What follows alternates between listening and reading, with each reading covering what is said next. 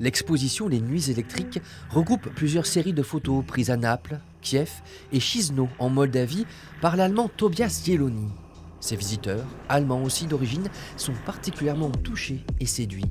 Je connais ces expressions dans les pays de l'Est et je trouve qu'il y a vraiment pas simplement des têtes de gens, des portraits, mais il y a vraiment aussi l'atmosphère.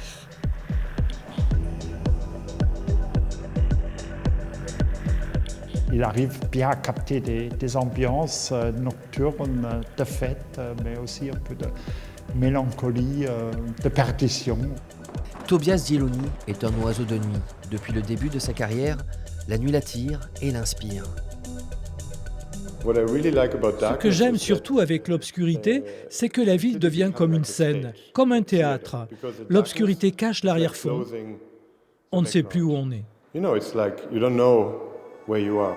Derrière ces clichés, il y a des rencontres, des histoires, des questionnements. Comment les jeunes ressentent la menace de la guerre en Moldavie? Qu'est-ce que c'est de vivre dans un quartier contrôlé par la mafia?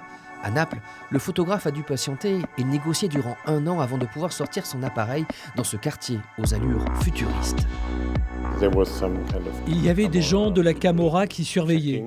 Personne ne m'a dérobé mon appareil. Ils se contentaient de s'approcher et dire non, dégage. C'était effrayant. Le travail de Tobias Zielony est à découvrir au Centre d'art de la photographie de Bergerac. Cet espace, inauguré l'année dernière, occupe une ancienne école et abrite aussi 2 associations liées à la photographie. L'ambition de la ville de Bergerac est de rayonner au-delà du territoire de la Nouvelle-Aquitaine.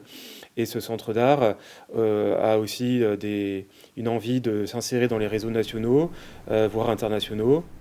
Des photographes seront ainsi accueillis sur place dans une résidence d'artistes pour y développer des projets qui proposeront de nouveaux regards sur Bergerac et le Périgord.